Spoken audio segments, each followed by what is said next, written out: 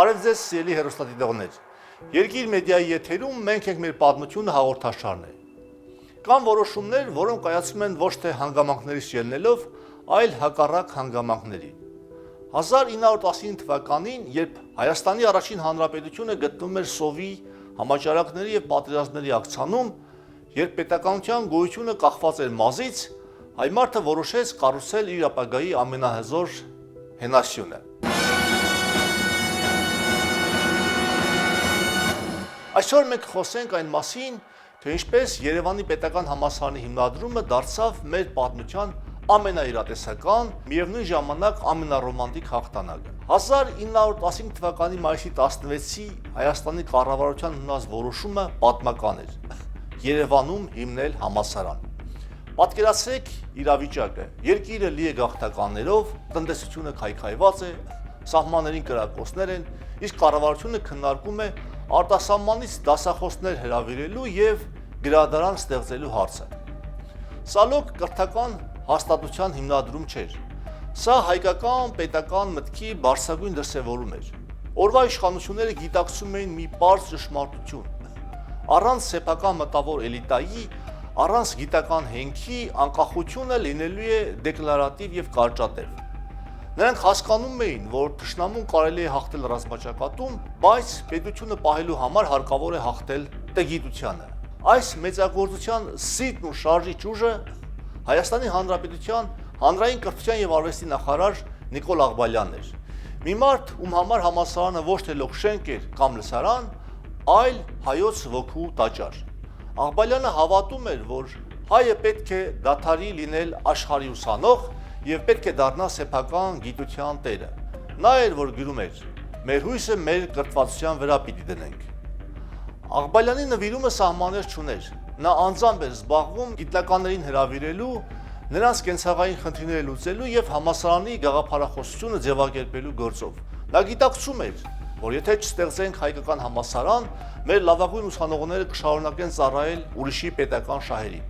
Աղբալյանի համար Երևանի պետական համալսարանը հայկական մշակույթի եւ քաղաքակրթության ինքնապաշտպանական ամրոց էր։ Թեև համալսարանը կոչվում էր Երևանի, սակայն իր դռները առաջին անգամ բացեց Ալեքսանդրապոլում, այսօրվա Գյումրիում։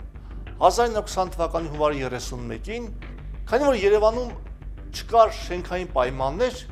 առաջին դասախոսությունները կարդացվեցին Ալեքսանդրապոլում։ Առաջին դասախոսությունը կարդաց հայագետ Ստեփան Մալխասյանցը։ Դա մի տեսարան էր, որը պետք է դաս լինի բոլորիս համար։ Ցուրտ լսարան, վառելիքի պակաս,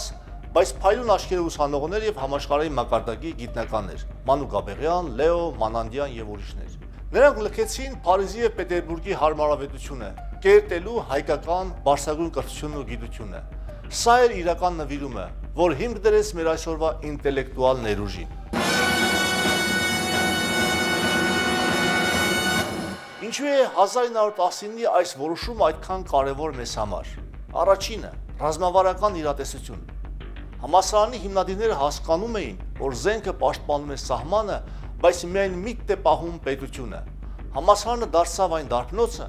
որտեղ պետք է ձևավորվեր հայ պաշտոնյան, հայ դիվանագետը եւ հայ ուսուցիչը։ Երկրորդը՝ արժեքների հաղթանակը նյութի նկատմամբ։ Այն ժամանակ, երբ բյուջեն դատարկ էր, պետությունը միջոցներ գտավ համալսարանի համար։ Սա առաջնահերթությունների ճիշտ դասավորում էր։ Կրթությունը դիտվեց որպես ազգային անվտանգության բաղադրիչ։ Երրորդը՝ ինքնության պահպանում։ Դարեր շարունակ հայը կրթություն է ստացել օտարափերում։ Մայր բուհի ստեղծմամբ մենք դադարեցինք լինել հյուր օտարի լսարաններում։ Մենք վերադարձինք մեր մտավոր կապիտալը դեպի տուն։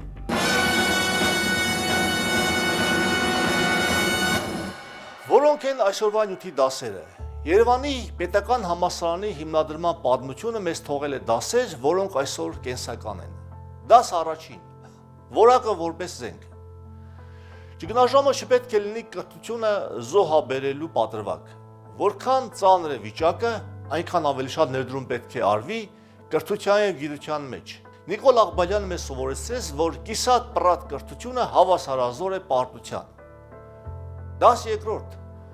պետականությունը մասնագետների ուսերին է։ Առաջին հանրապետության ղեկավարները համալսարան հրավիրեցին լավագույններին, կարևորելով միայն մասնագիտական բարձր որակը։ Պետությունը հզորանում է, երբ գիտելիքը դառնում է արժեք, իսկ մասնագետը հարգված քաղաքացի։ 10-րդ. Միասնական առաքելություն։ Համալսարանը ապացուցեց, որ հայկական միտքը կարող է համախմբվել մեկ տանիքի տակ, հանուն ընդհանուր ապագայի։ Այն դարձավ կամուրջ մեր պատմական անցյալի եւ տեխնոլոգիական ապագայի միջև։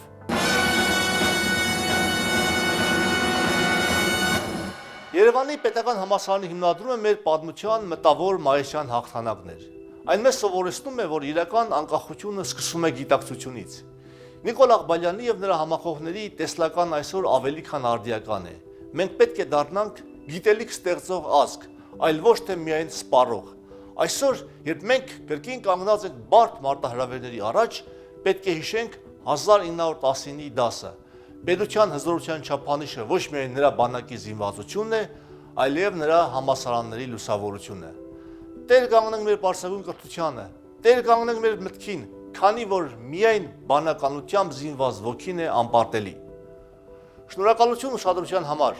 Մենք եք մեր պատմություն հաղորդաշարի բոլոր թողարկումները կարող եք դիտել Երկիր մեդիայի YouTube-յան ալիքում։ Հիշենք մեր երախտավորներին եւ հավատանք, որ գիտելիքը ուժ է։ Մնացեք խաղաղությամբ եւ հզորությամբ։